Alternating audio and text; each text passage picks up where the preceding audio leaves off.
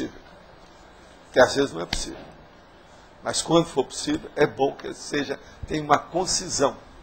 Eu tenho muito cuidado com esse negócio de concisão, porque às vezes você tem que falar palavras grandes, quer dizer, que são os palavrões, comprido, que é aquilo que eu chamo, que é a super espichada, e as sesquipedais. E tem a outra situação, que é você explicar, dentro da própria pergunta, uma enumeração para a coisa ficar clara. Se a gente vai falar uma expressão que é difícil, hoje mesmo nós tivemos duas aqui, né, que o povo boiou, é preciso colocar alguma coisa próxima para a pessoa já entender, porque senão não dá. E às vezes é justamente aquela palavra mais rara que é o núcleo da questão. Então isso tudo a gente tem que ver na questão de concisão. Agora, nós não podemos ser gongóricos. Você não chega a ser gongórico, porque você é lógico, mas você extrapola a apresentação ou approach, a abordagem. Não sei disso. Professor, no meu caso, eu tenho dificuldade de síntese, porque eu escrevo e sempre usei muitas metáforas, metonímias, então, sempre apresentando um contexto e dando toda aquela questão do flow, né? Você é viciada. Então, aí, quando chega para sintetizar uma pergunta, eu me embaralho. Pois é. Entendeu? Aí Não, não que eu não tenha um pensamento lógico. Pensa bem antes. Eu tenho dificuldade tem várias de síntese. pessoas aqui que já melhoraram, e eu falei para ela para escrever antes. Escreve a pergunta antes. E outra coisa, você vai escrever 15 palavras, depois você passa para 7. Uhum. Então, aí você faz as 7 palavras limpinhas, para você não errar na hora de falar. Porque senão a pessoa ainda arrisca e fala as 15 de novo. Isso tudo já aconteceu aqui. Uhum. Tá certo? Assim como as pessoas têm dificuldade de análise, né? Eu tenho dificuldade de síntese, então. Sei. Agora, ó, tanto uma coisa quanto a outra são difíceis. Às vezes, para a maioria, a maior dificuldade mesmo é a síntese. É a concisão. Na etologia, se sempre fala daquela sequência, né?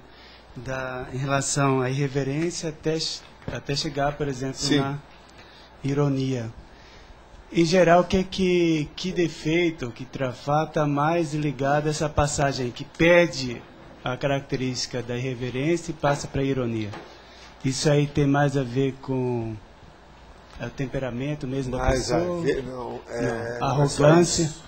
É o processo, vamos dizer assim, do exagero de colocar outra pessoa numa condição difícil. Dá um exemplo. Um temperamento cômico, um temperamento, aquilo que no século XIX eu chamava o espírito zombeteiro. Isso aí é problemático. Por exemplo, o EM era um cara alegre, mas ele não chegava a ser zombeteiro. Está entendendo? Isso aí uma pessoa aí, um dia desse, falou a respeito de outra aqui conosco. Ontem mesmo eu vi essa conversa. Não, o fulano, tudo dele é mega, mas ele não é exagerado. Você entendeu? Então, isso é que é aquele processo da linha, da raia. Qual a fronteira? Aonde é que entra? Uma coisa é uma pessoa ter uma grandiosidade de pensamento. Outra coisa é ela ser exagerada. Exagero é uma coisa. Grandeza é outra. A grandeza, na hora que você vai estudar, fazer, por exemplo, uma análise, ela mostra aonde começa o exagero. É isso aí que você precisa para ver. Grandeza e exagero. A grandeza, no caso, seria o padrão de medida. Entendeu? Agora, a pessoa falou, há 2 semanas aqui. Não, ali tem tudo elevado para o mega, mas não há exagero. Entende? Agora, isso é a pessoa que já raciocinou muito, que conhece as coisas, conhece as pessoas, vê o que é. É necessário muita ponderação para se chegar a essa conclusão. O problema de exagero, as pessoas geralmente falam que a outra é exagerada para tirar o corpo fora. porque ela desconhece aquilo. A pedeuta, ele fala muito que as pessoas são exageradas. Que ele não conhece além daquele limite do trivial, do medíocre, da média, do mediano. Entendeu? Ele não passa daquilo. Então, ali, tudo que passa daquilo para ele extrapolou. É exagero, é excesso. E não é. Não corresponde à realidade.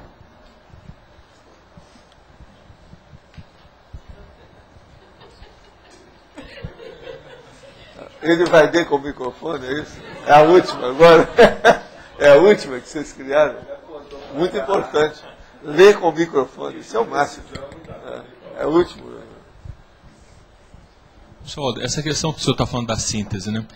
Eu também já vi alguns casos assim da pessoa que ela, a princípio, parece ser, está querendo buscar ser sintético, mas tem um pensamento truncado, que tipo assim, dentro daquela, ela não consegue ser clara dentro das poucas palavras que ela usa, né? Esse ainda está na fase ainda da pessoa dominar a situação. Ela está evoluindo, mas está no meio do caminho. É preciso dela seguir com o processo do rigor, da direção, do rumo e do percentual.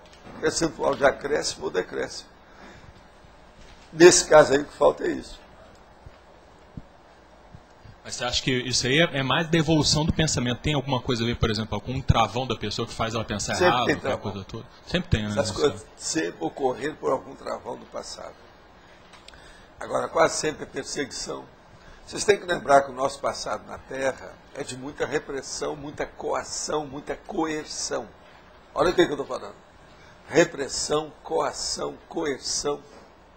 E ainda tem mais coisa em cima disso. A pressão externa em cima de tudo.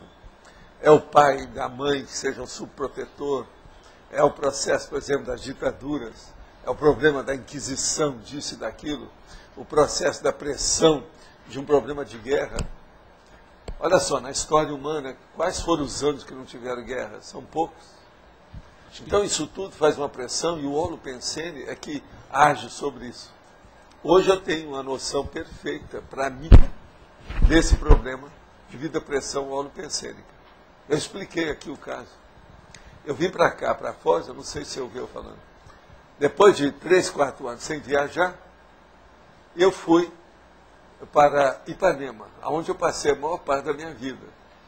Aí eu falei assim, eu estou doente, tem alguma coisa, não estou me sentindo, tem alguma coisa, estou sentindo alguma coisa aqui que não está normal.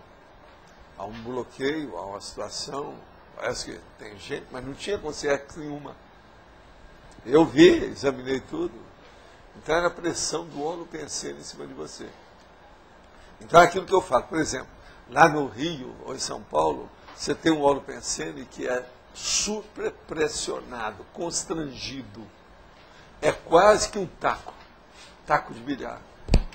Agora aqui não, ele é expandido, é uma bola enorme. Você pode agir porque é solto. Devido ao nosso processo interior, o problema da atmosfera, o holopensene propriamente dito. Isso então influi demais nisso tudo. Uma pessoa, por exemplo, ela pode ser muito mais